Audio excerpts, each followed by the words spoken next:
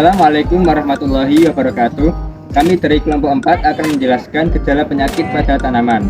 Perkenalkan, saya Hasbia Siddiqi dengan nomor urut NIM 15 dan rekan saya Nurinda Jayati dengan nomor urut NIM 14. Saya Wahyura Faditasari NIM 16. Saya Delana Fitasari NIM 17. Simptomatik merupakan bagian dari fitipatologi yang menyelidiki, melukiskan, dan membanding-bandingkan gejala penyakit pada tumbuhan.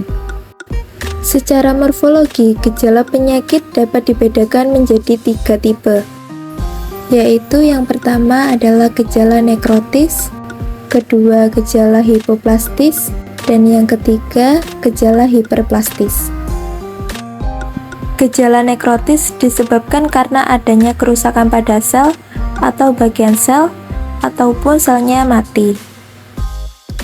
Gejala nekrotis yang pertama yaitu klorosis. Klorosis terjadi karena pembentukan klorofil berkurang sehingga terjadinya penurunan aktivitas fotosintesis pada tanaman. Proses terjadinya klorosis diawali dengan tertularnya jaringan tanaman oleh patogen melalui stilet serangga vektor pada saat menghisap cairan tanaman. Selanjutnya, patogen yang terdapat dalam floem tersebar ke bagian tanaman bersamaan dengan proses translokasi bahan organik. Kehadiran patogen dalam jumlah yang relatif banyak dapat menimbulkan gejala klorosis, bahkan terjadinya nekrosis pada floem tulang daun. Hal ini mengakibatkan terhambatnya penyaluran pasokan makanan yang dibawa dari akar menuju ke daun oleh bakteri. Bakteri memerlukan makanan untuk hidup, maka mereka mengambil makanan yang dibawa oleh akar menuju daun untuk melakukan fotosintesis. Apabila cadangan makanannya diambil oleh bakteri, maka bakteri akan mampu terus berkembang, membentuk atau mengeluarkan karbohidrat berlebihan sehingga menutup aliran suplai makanan di akar untuk daun.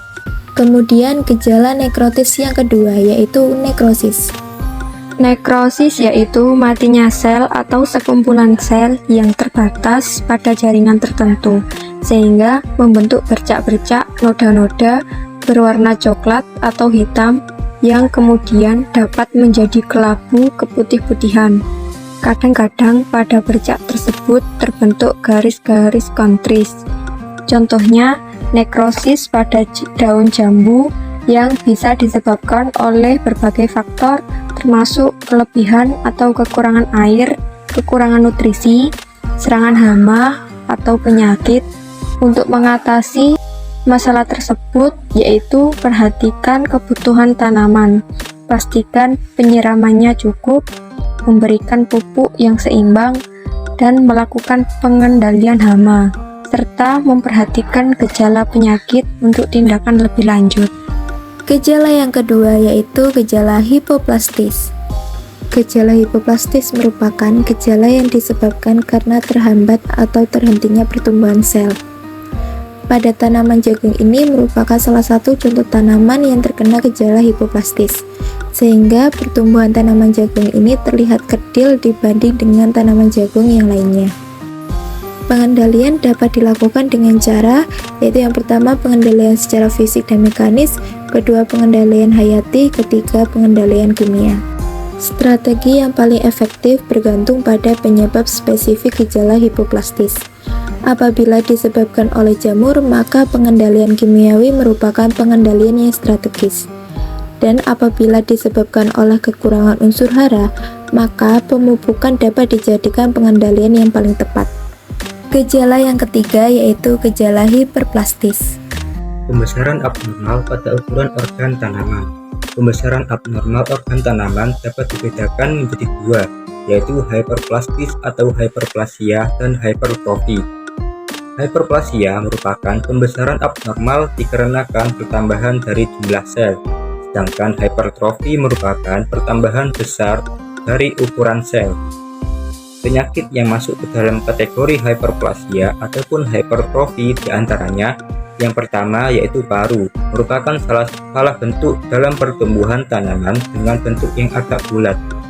Yang kedua ada keriting, disebabkan pertumbuhan yang lebih cepat pada salah satu sisi dari organ tanaman. Yang ketiga ada sapu, yaitu sejumlah percabangan yang timbul dari bagian tertentu sehingga berkas yang tumbuh menyerupai sapu.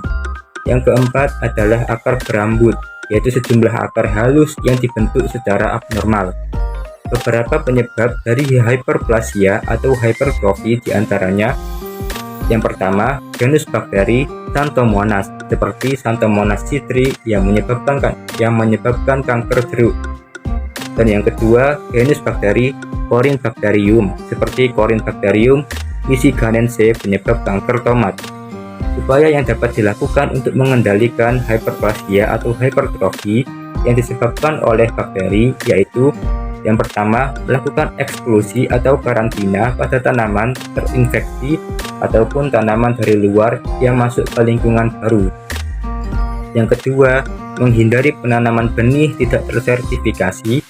Yang ketiga, eradikasi atau pemusnahan pada tanaman terjangkit.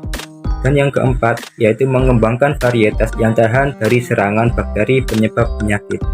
Sekian penjelasan dari kelompok kami. Wassalamualaikum warahmatullahi wabarakatuh.